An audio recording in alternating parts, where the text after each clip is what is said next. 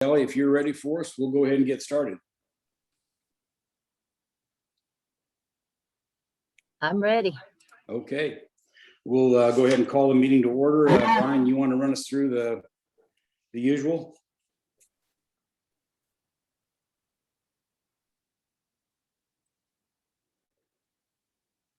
Brian, you there? Yep, sorry, I was on mute. That was a rookie mistake. Okay. I'll go ahead and get started. Welcome everybody to the Montgomery County MUD number 67 Board of Directors meeting for Wednesday, April the 21st, 2021.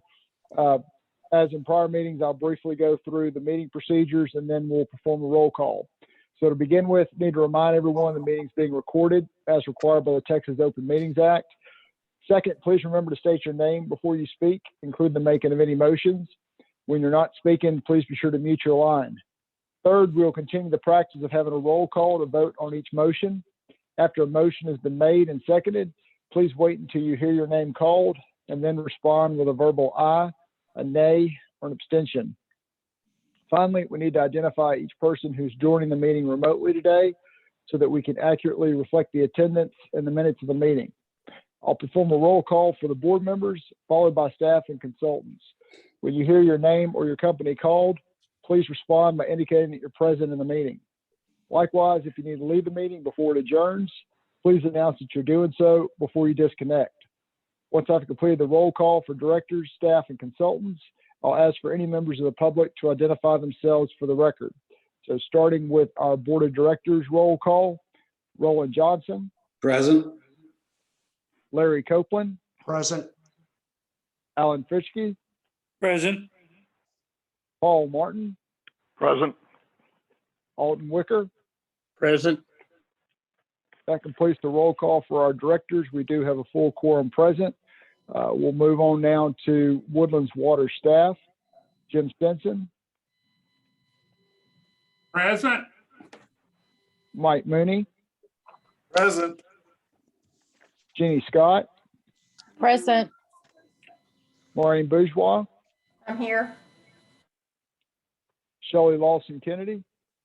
Present. Anyone else from Woodlands Water in the meeting? If not, we'll move on to San Jacinto River Authority staff. Is Ron Kelling in the meeting today? No. Won't be in any meetings today. Okay. Chris Meeks, Here. Matt Corley, Present. Ed Shackelford. Present. Anyone else from the River Authority in the meeting? No. Okay, we'll move on to MUD 67 consultants. Do we have any MUD 67 consultants in the meeting?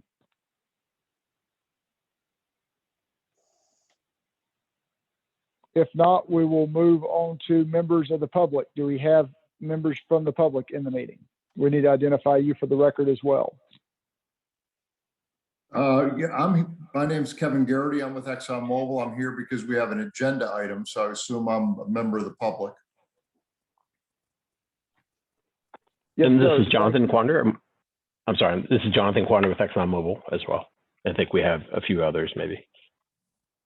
Emily Russell with ExxonMobil. Laurel Porto, ExxonMobil.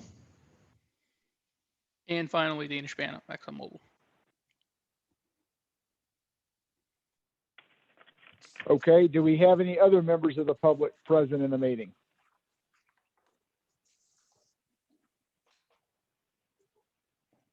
Maureen, does that cover everyone who's logged into the meeting today?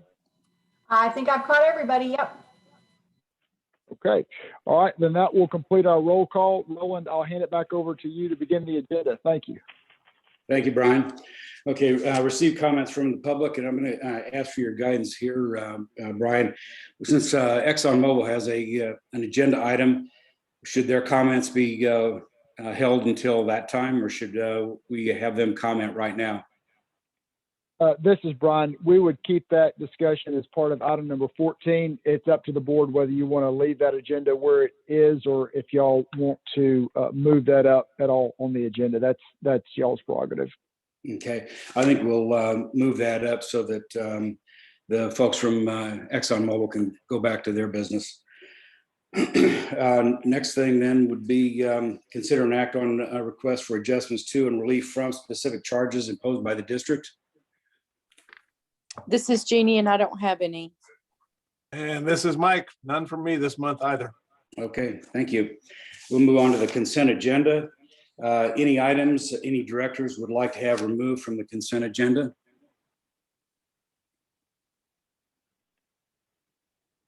Hearing none, then do we have a motion to approve the consent agenda?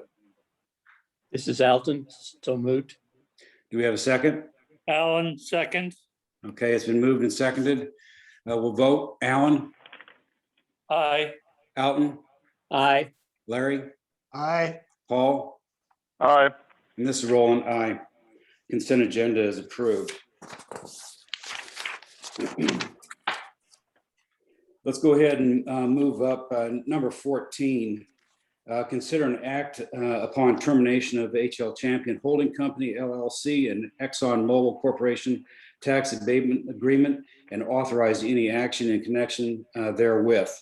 Brian, do you want to start off any general comments? This is Brian. Happy to, Roland. So starting on page 30 of your packet, you'll see a letter that I sent out last week, and behind that is the tax abatement recapture amount as of the end of April, May, and June, and then the tax abatement agreement that was entered into by the district back in 2013, and then behind that is the county tax abatement agreement that was entered into in 2013 as well. You may recall that there were two buildings that received tax abatement agreements, Building A and Building B, and each of those had their own tax abatement agreement with their own metrics for compliance with the terms of the abatement agreement. Building B involved on page 37 of your packet, you'll see under section 4 of the county's tax abatement agreement had a requirement that Exxon construct a 12.5-story building and that they occupy 8 floors of that, and that the employment number be 470, flipping over to page 39, that the employment remain at 470 full-time equivalents. We were notified through the county that that number fell below the 470 threshold. I believe it was in March, and the county sent out the steps are: first, you notify the recipient of the tax abatement agreement that they're in default under the terms of the agreement. They've got 30 days to cure. If it's not cured within 30 days, then the board can take action to terminate the tax abatement agreement and recapture the taxes that had previously been abated back to the inception of the agreement, what we call a clawback provision. We've had a couple instances of these tax abatement agreements having compliance issues over the last 2 or 3 years in the Woodlands, most notably CB&I, when McDermott bought them out and moved those workers into McDermott's existing offices in Houston. That tax abatement agreement did get terminated. There was clawback on the abated taxes. That was back in 2018, I believe. I think the mud on that one was Metro. I don't think that was y'all. We also had one with Anadarko once Oxy took them over in the towers there up at the front of the Woodlands. On that deal, the county negotiated an amendment to that tax abatement agreement to allow it to remain in compliance the remainder of the term, because it was almost done. I think there was maybe a year left on that abatement. The MUD and the road utility district that had overlapping tax abatement agreements followed the county's lead and amended their respective tax abatement agreements the township went in a different direction. That's the first time that I can recall that all of the governmental entities approving a tax abatement agreement did not go all in the same direction on how they handled a potential default. And the township did not do the amendment with Oxy and did do the clawback on the previously abated taxes. Now we've got this one for ExxonMobil for Building B. The county sent out their notice of default at the end of last month after a commissioner's court meeting. I sent out the RUD's and 67's letter last week. I have been in contact with Tammy McRae at the county's tax office. She represents the RUD on their tax collections, and the county is working and has been working over the last several weeks with ExxonMobil to work out a cure for the default. I think it involves shifting around some of Exxon's employees because they've got a number of employees in the other building, as well as at their other locations around the Houston metro area. So the last that we heard, and we did have Exxon representatives at the RUD's meeting on Monday as well, as they are working to reallocate those workers to hit that 470 number before that 30-day cure period ends. So if that is the case and they're able to cure with the county, then that would certainly cure as it relates to MUD 67's tax abatement agreement, and we wouldn't move on to step 2. We do have, sounds like 3 or 4 representatives from ExxonMobil in the meeting today to be able to visit with y'all in more detail about what their plans are for a cure and to answer any questions y'all may have. So I think that's kind of a recap of where we're at. Happy to answer any questions. And other than that, I'll just turn it over to the ExxonMobil folks to visit with y'all and answer questions as well. Okay. Who from ExxonMobil is going to be the spokesman? That's me, Kevin Garrity. Okay, Kevin, go ahead. Okay, yeah, and the same cast of characters you have here was basically, at the RUD meeting on Monday, and we've been talking to the county, so it's a consistent group of folks with the same message. I think what's different a little bit, well, I guess to back up, as you stated, as I guess Brian stated, there's 2 abatement agreements, one for Building A, one for Building B. Inside those abatement agreements, particularly for the one for B, there's a clause there that we had interpreted as after the 6th year of the abatement agreement, you could count these jobs cumulatively. So 960 and 470 would be 1430. We viewed, hey, as long as we had 1430 between those 2 buildings, we were in compliance by our reading of that clause. The county had a different interpretation of that clause, and we met with them and said, hey, instead of going through a bunch of processes to say who's right, we just what's the answer here? What's the way to cure it the most efficiently? And the answer was have the 470 people reassigned back to Building B, which is what we've been doing. So we've basically cured as of today, which is a little different than what we said on Monday. On Monday, we said we were working on it, but today we can say we have the 470 people back into Building B, Hughes Landing East. We're going to rerun the report and send that to the county, likely tomorrow, which was at the request of the county. And I think actually, Brian, the RUD asked that as well on Monday, just for everybody to kind of see it in advance of our court date, April 27th with the county. So they have a few days to soak on it. But our intent is to cure. We've vetted this approach with the county. If we get 470 back into that B building, is that going to be good enough to be cured in this situation? The answer was yes. So we went ahead and proceeding to do that. Like I said, we can claim now that we have 470 something folks back in the B building, and we're going to submit that here in the next day, and hopefully we'll be good to go. Okay, thank you, Kevin. Any comments or questions of Kevin from the board? This is Director Martin. I had a question on your math. I thought you said there were 960 employees required to reside in Building A and 470 in Building B. And then you said the total was 1330. Wouldn't that be 1430?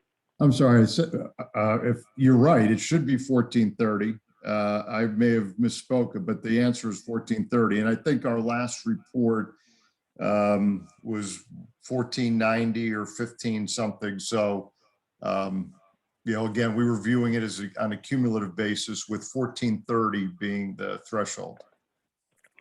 So is this, Kevin, is this just an office move from Building A to Building B, or are you actually moving employees from off campus, let's call it, from other buildings outside of Building A and B?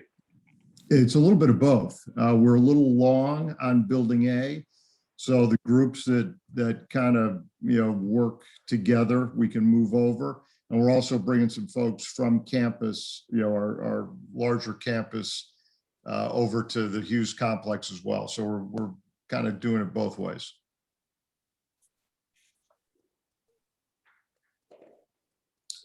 Any other questions? Hearing none, Brian, what action are we needing to take now? This is Brian. At this point, there's no action that's necessary. We get that report, then that will resolve the cure and we'll be done. If there wasn't a plan for cure, then we would be considering an item for the May meeting to formally terminate the agreement and move forward with recapture, but it doesn't sound like that's going to be necessary. We may have a status item on next month's agenda just to close the loop on this and have a copy of that report in your board packets, and then that would be the end of that tune. Okay, thank you. And thank you, everybody from ExxonMobil that joined us today, and for your efforts to work with us to resolve this issue. So, yeah, thank you. And thanks for the time, and appreciate moving us up on the agenda. Thank you. Bet. Yeah, you're welcome to stay, but I'm sure you got other things you need to be doing. So, okay, we'll move on into number 11. Receive and act upon staff information regarding the upcoming MCAD Board of Directors election for the term of office January 1, 22 through December of 23. You may recall that the MCAD board is on 2-year election cycles. The last cycle, Arthur Bredehoff ran as a MUD district or special purpose district candidate. I think there were at least 1 or 2 other positions for that, or persons for that position. You may recall Peggy Hausman was the township candidate, and they have enough votes to kind of control that position to a large degree, and she did win and was seated as a special purpose district MCAD board member. I think I announced last month that the MUD districts, this was coming up. If anybody was interested, to let us know. And we did receive interest from Arthur Bredehoff serving as running as a special purpose district candidate. Metro Center MUD on Monday afternoon put forth their interest in having a candidate in his name. So unless you have another person that is interested that in running for that special purpose district candidate, no action is needed on your part today.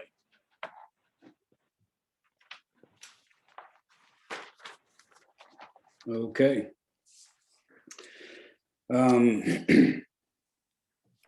Before we move on to the attorney's report, I want to introduce Ed Shackelford. As you're aware from our meeting notes, Ron Kelling is retiring, and Ed Shackelford, who's pretty well known through AWBD circles, is replacing Ron. So Ed, welcome. And if you have a few comments or like to introduce yourself, please take this time to do that. Thank you, Roland. As Roland said, I'm Ed Shackelford. I've been doing public work and private work in the public sector for the last 42 years, represented a number of MUDs and municipalities in and around Montgomery County, and look forward to working with you all going forward. Okay, thanks. We look forward to working with you and seeing you on a pretty regular basis here.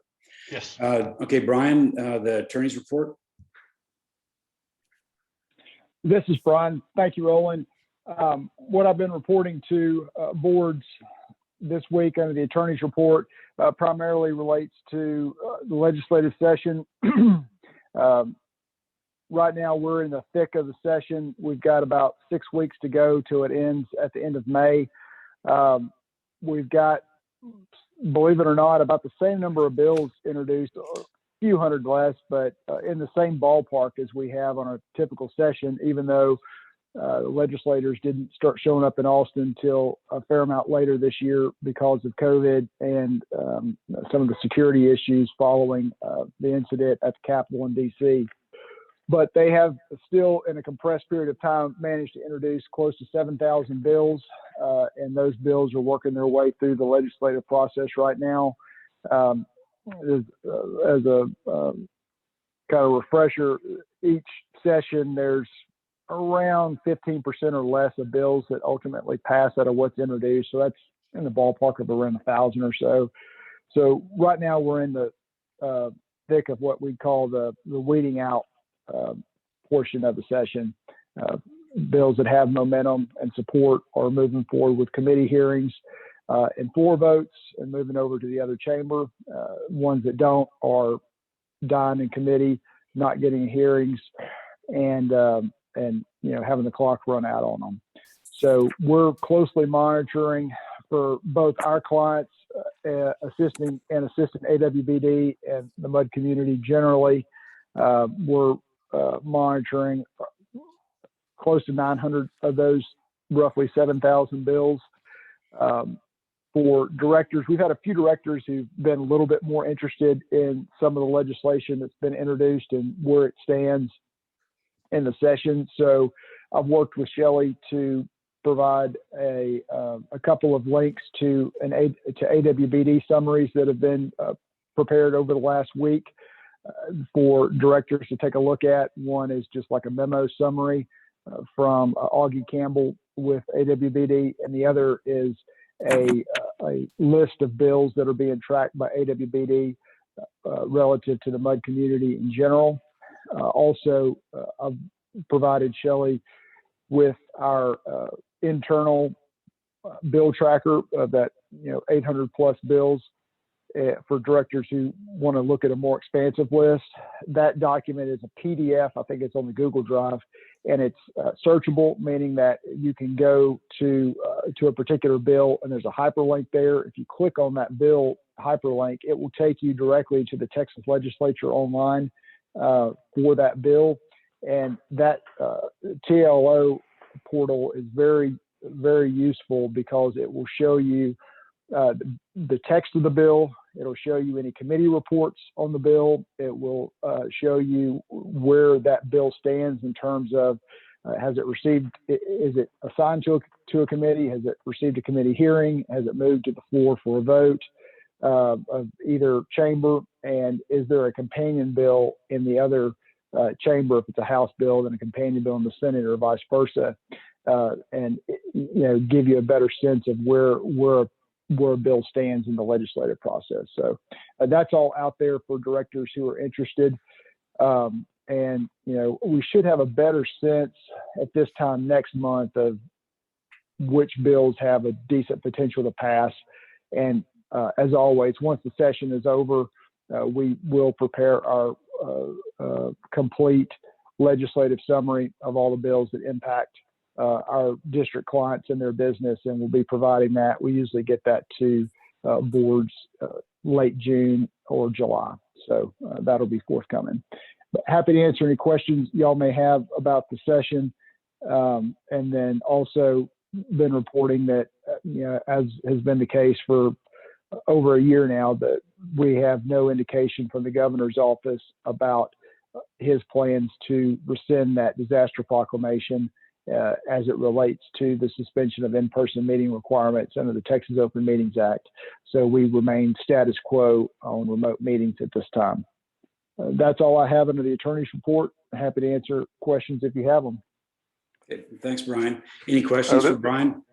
Yeah, this is Paul Martin. I received a voicemail from a neighbor of mine in my mud, obviously, and he's referencing a bill, and it's not totally clear to me, but if you have 2/3 of the vote of the taxable value within a mud district, it can be dissolved.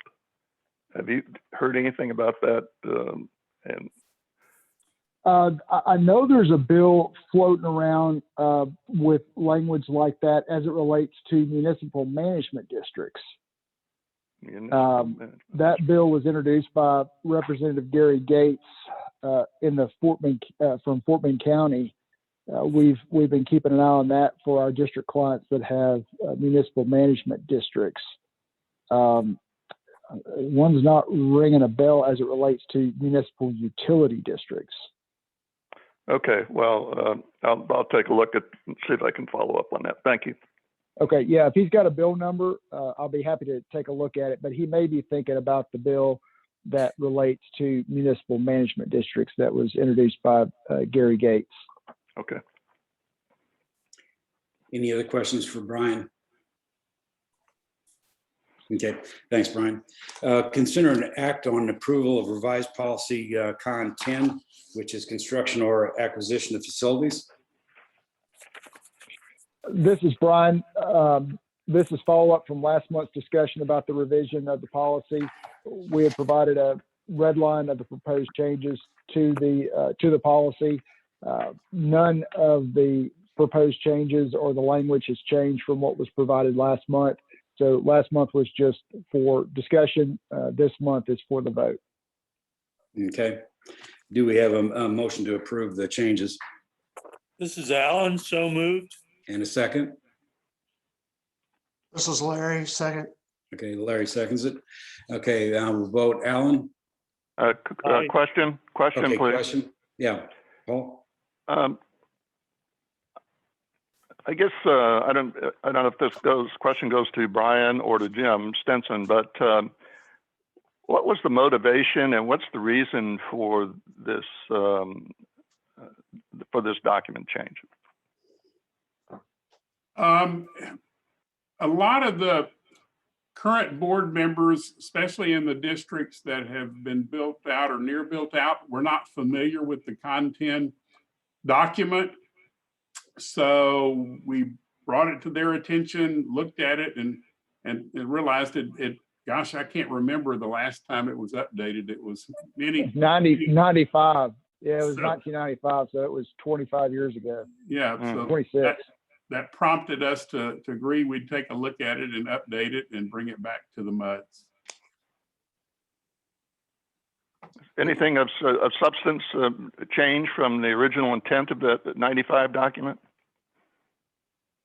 This is Brian. So the main changes that I incorporated were structural to, instead of listing the requirements that were in the operative statute or TCEQ regulation, to, instead of regurgitating all that, to instead just cross-reference the section of the water code or the administrative code so that the document would be more evergreen, so that when the legislature or the TCEQ changed the code language or the regulatory language, we didn't all of a sudden have a policy that was out of date. So this structural change allows for it to be, current even when the underlying statutes change. So that was the main thrust of the changes. Also did modify the term of the agreement to reflect what we see more commonly in the industry for these agreements to be 15 years in term. I don't know where the 5-year term came from. I've never seen one only 5 years long, and I've speculated that perhaps it was in the early years of the Woodlands. They were building out some of the areas so quickly that they could get approval on the infrastructure, construct the infrastructure, get the taxable value created, and issue bonds, have all that happen within a 5-year period.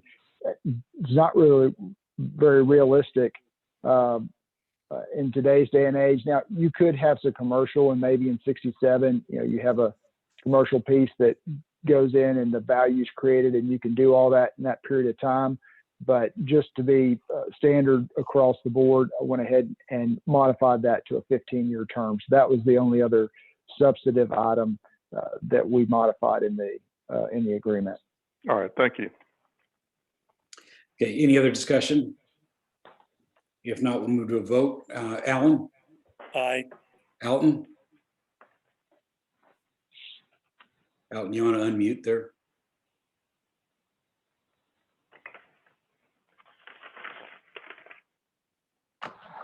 Alton, you're muted.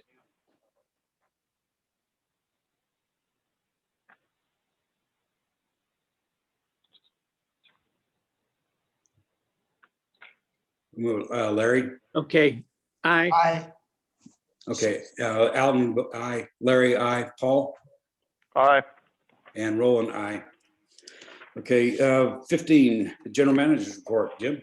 Thank you. I'm going to highlight some items that were discussed at the trustee meeting. First of all, I'm happy to report we did take a vote on the feasibility study that's been discussed over the last several months regarding consolidation of wastewater treatment. I did report that we had held a meeting with the Woodlands Township, Chairman Bunch and Bruce Reeser and upper management at the staff, along with the San Jacinto River Authority. And that we received favorable feedback from the township on this effort. They actually offered some ideas about considering Plant 3, the facility over in 386 into a long-term plan, and even offered up an option for maybe a consolidation location to be looked at. So in summary, the meeting went well. They supported this effort. We reported that to the trustees, and it was a unanimous yes vote to go forward. I also reported that the San Jacinto Regional Flood Planning Group that was recently initiated by the Water Development Board, and as a result of the 86 legislative action on planning seed money for funding of drainage projects, there's been a number of our directors and some township directors pushing for an added voting member, in particular to cover what they call the upper watershed of the San Jacinto River Authority, which is essentially Montgomery County. And that effort was successful. You may remember a couple of months ago, we talked about supporting Neil Gaynor if in that position, if a new voting member was selected or approved for that group, that we would like Neil Gaynor to be considered for that. So based on the success of getting that position added to that group, I will be preparing a letter on behalf of all 10 of our MUDs recommending that that person or that slot be filled with Neil Gaynor. We are still in discussions with TACUS. We've had, I think, 2 productive meetings. The second meeting, we had our attorney involved and they had their attorney, and I think that was a necessary event. I actually had a follow-up meeting with their chief financial officer this morning, and we're still discussing construction tweaks to minimize damage to our facility. We're talking about protocol and standardizing requests for locates. We're still in discussions regarding compensation for the damage to the MUD facilities. So we've agreed to continue those discussions and try to work through the differences and get payment for those damages. So I think at this point, the path we're on will stay on, but we are prepared to take further legal action if needed. We also heard a report from the River Authority that the annual inspection of the Bear Branch Reservoir Dam reveals some voids in the slope paving on the downstream side of that dam. San Jacinto River Authority is exploring and trying to determine the extent of those voids. The intent and hope is to have a detailed analysis done by July that could be presented to the MUDs, and then the MUDs can factor any necessary repairs or maintenance into their budgets for next fiscal year and beyond. We also, or I reported, I'm still in discussions with a couple of residents regarding 2 pole locations. They have concerns about the view from their backyard and the pole. So we're looking at the potential or feasibility and potential to relocate those poles to another location. I'll be looking or doing a propagation study with Amoresco to see if these 2 new locations work. They're actually on park property owned by the Woodlands Township. They've expressed an interest to have the pole on their property. We could do something similar that we're looking at doing for the Terramont Park. And if that ever gets finalized, I'm told it'll be on the agenda this month for approval, so we'll see. But anyway, at least what I've reported to the residents and the trustees, I'll bring you some options and you can look at those options, which could include painting, relocating, camouflaging, a whole list of options with the cost, and then a decision can be made what to do. I did report that we have a meeting set for May 3rd with our audit committee and President Eric Hurd, Sanga Center River staff. A number of important topics are to be discussed and reviewed at that meeting. I think I highlighted them in your trustee summary, but I recall it's the wholesale water and wastewater rates for the Woodlands Division, SJRA, GRP rates, surface water and pumpage fee rates, looking at the 10-year project plan and how that expense might be financed over the next 10 years. And then certainly the 50-50 blend topic, to review that in more detail and try to make a determination on how that might play out. There's a monthly HARC update in your meeting packets that I can report on if you have questions on that. And I think that covers all of the items that I had highlighted. Okay, thank you, Jim. Any questions for Jim?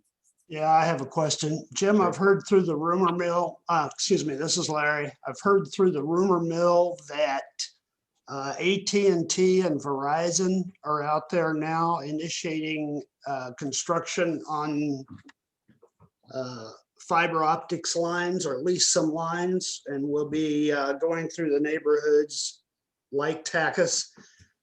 Question is, have you heard that? And with regard to the effort on the poles, I've also heard that I think these would be 5G transmitters, that they will be installed at a very high frequency in the neighborhoods. 5G is a short, I guess I'll call it short distance radio wave, and they have to have multiple antenna. I have not. Mike Mooney, have you heard anything on that? This is Mike. I have not received any plans for AT&T or Verizon, but I have got several locate requests from MCI for fiber optics.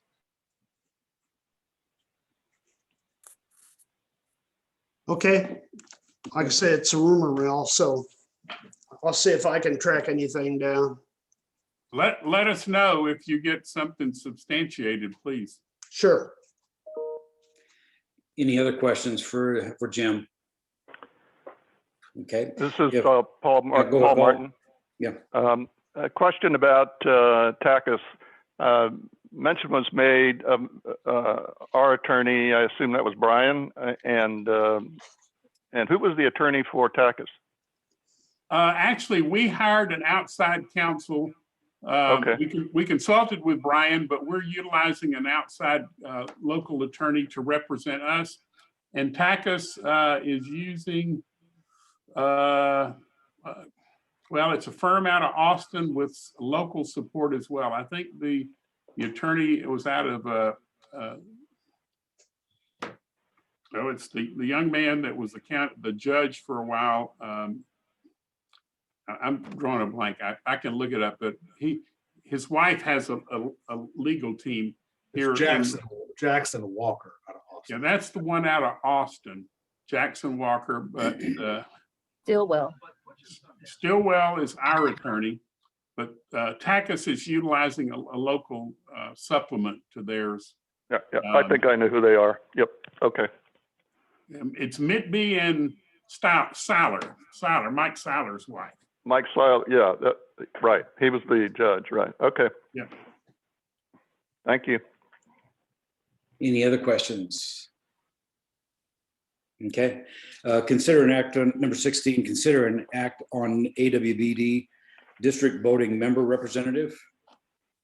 We received an email that is in your packet from AWBD, kind of an awkward request that blindsided us, I guess you might say, that they now want all of their member MUD districts to select one person to cast a vote in at least, well, and we know the upcoming amendment bylaw and amendment to the bylaws vote and the June AWBD trustee vote. I don't know if this protocol goes beyond that, excuse me, but they've requested that you pick one person to cast the vote. It will be cast electronically. It's not in person.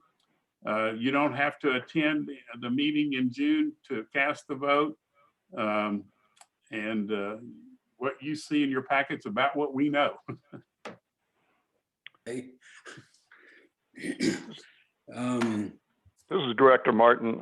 I'd like to make a suggestion that we designate the president of our MUD to be our voting representative. Okay, I was going to nominate you, Paul, but I spoke first.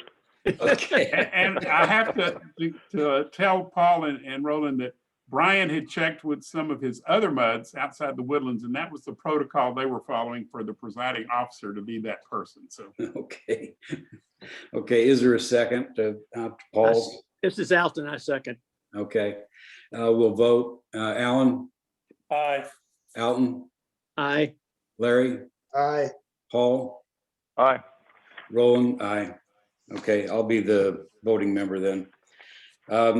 Number 17, receive an act and/or act on staff update regarding the status of TWBD grant application for funding assistance on the Bear Branch improvement concept. I can report that I got confirmation yesterday, I think, that the Texas Water Development Board staff has completed a memo of recommendation to the Water Development Board for first week in May to hear the application and act on it.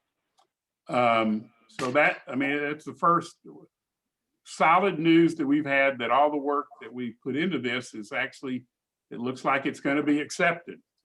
Good news. Now, the bad news is it looks like it's going to be accepted. So we still have to work on the funding partners. I will report that I have been working with Montgomery County regarding the potential there. They have been reviewing the application, and based on feedback from their county engineer, they're questioning the benefit cost ratio to this, which, I mean, we've got a BCR of I think around 4 or above, which is a very, very high score. I mean, you shoot to have something over 1, but many times you get just barely over 1, and those are considered worthwhile projects.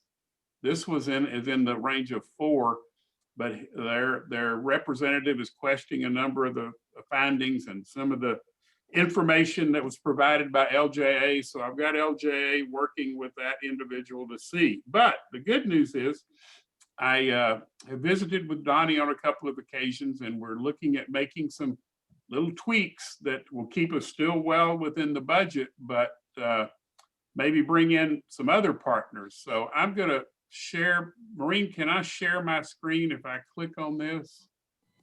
Yep. Yes, you can. Okay. So what you're seeing is, can you see my pointer moving around a little bit? Yes. Yes. Okay, here we have the Capstone neighborhood that we're looking at reducing the water all throughout the Capstone and Flagstone path area about 3 feet. Of course, here is Research Forest in the high school, about 2.5 feet.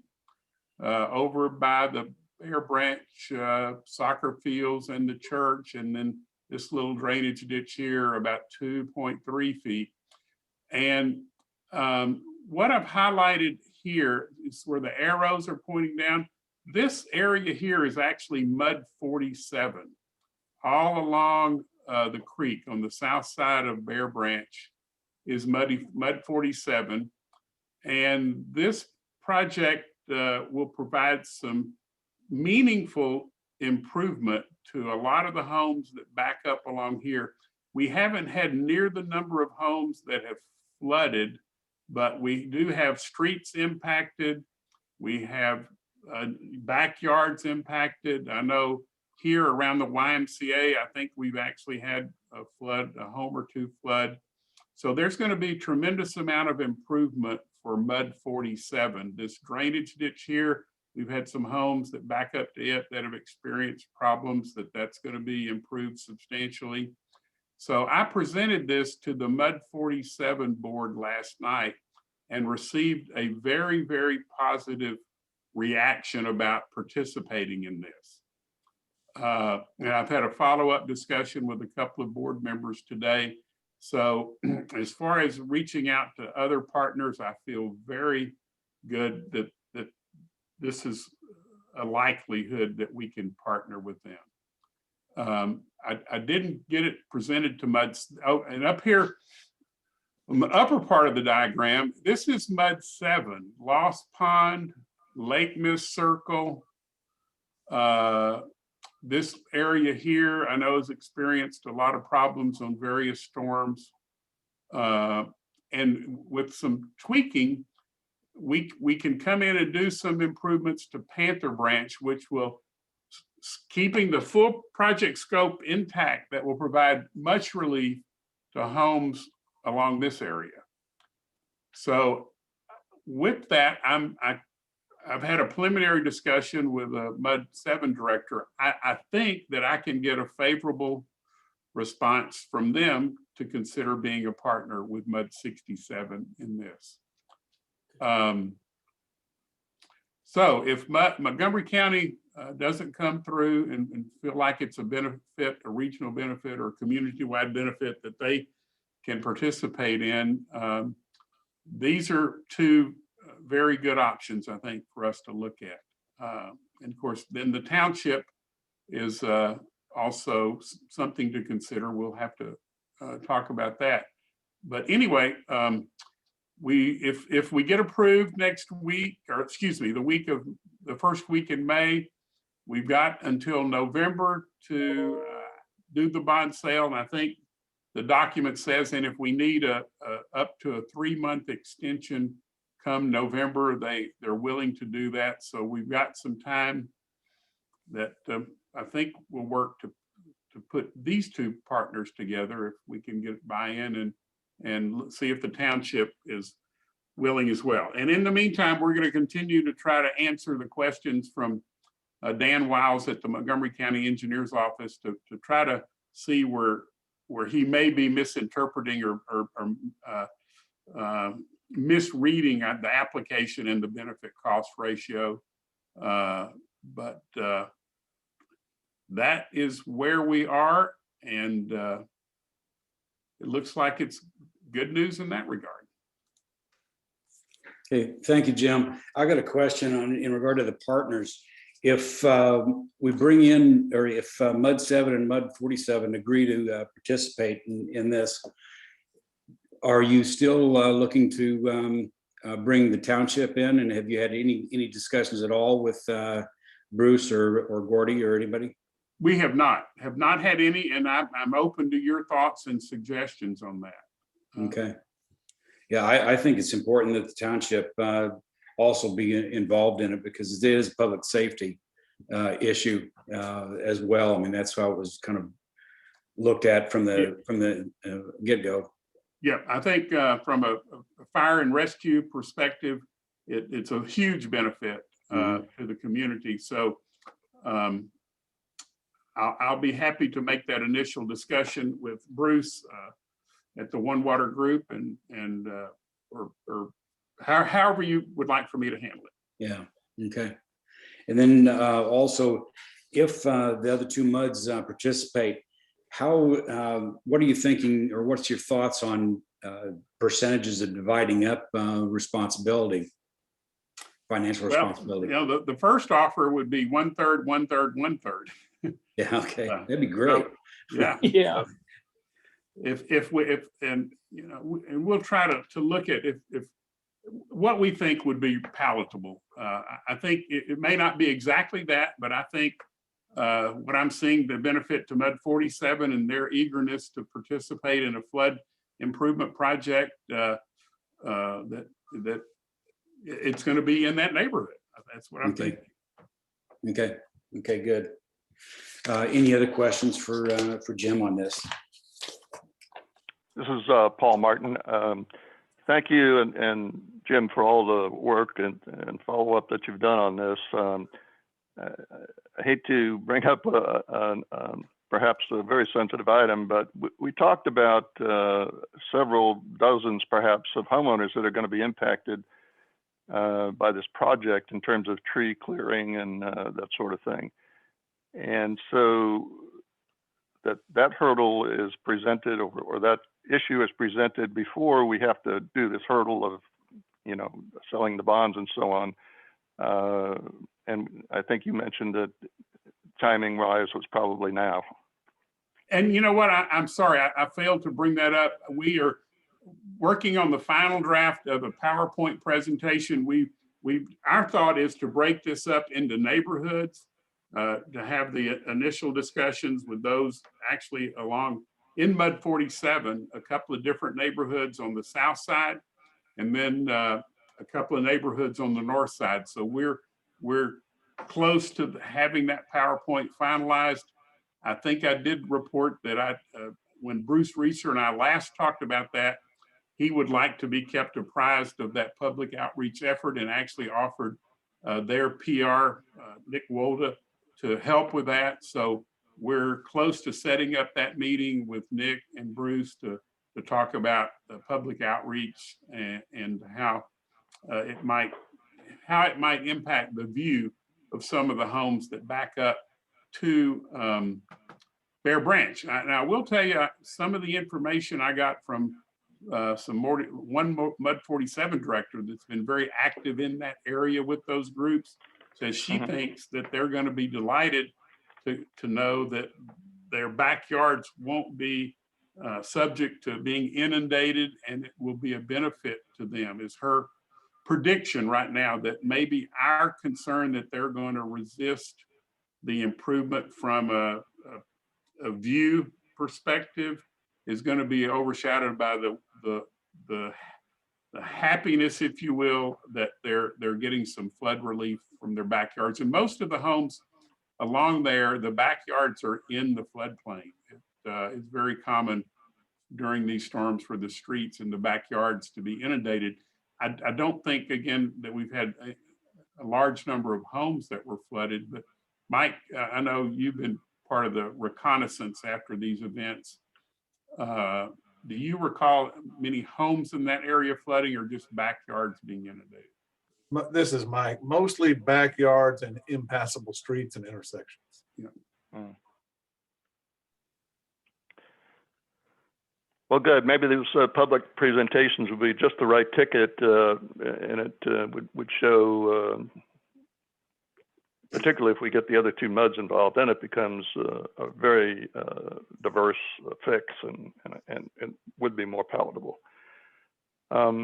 Let's see. So I had a question maybe it was last month, I don't recall now, but the issue of overruns on this project and the fact that there's new administration involved with the EPA or environmental action.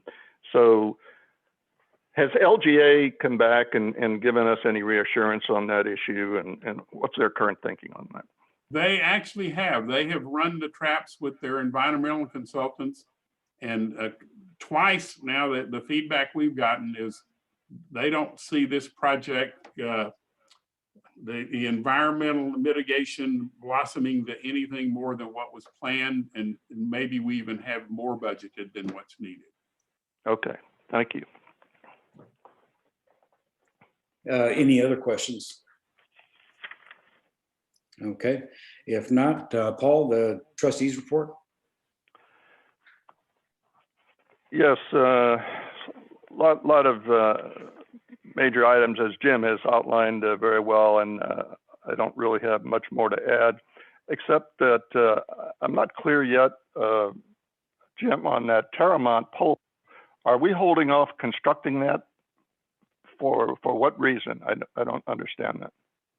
Yes, we are waiting to approve an interlocal agreement with the Woodlands Township for that pole. It's been a kind of a tough negotiation with their legal team and their staff. The staff is very supportive of getting it installed, but there's been some hurdles with their legal team. But I'm told that it's going to one of their meetings in April, or I guess not tomorrow night, but the next meeting in April. I need to verify that, and that it's supported by Jeff Johnson and John Powers, and they think that it's going to be approved. So okay, all right, great, thank you. It's Jeff Jones. Jeff Johnson. Oh, excuse me. Yeah. County engineer. Jeff I got Jones. Jeff Johnson at Montgomery County on the mind.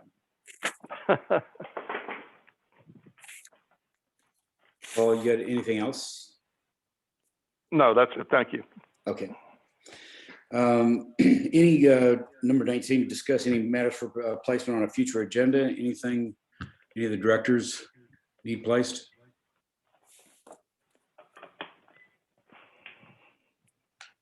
Hearing none, it brings us to an adjournment. So we stand adjourned.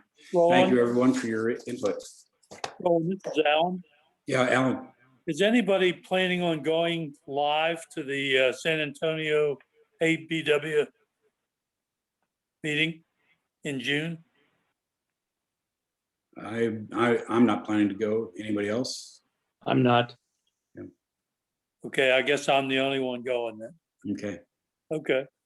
Okay. Okay, we stand adjourned. Thank you, everyone. Thank you. Thank you, Roland. Thank you. Well, thanks, Roland.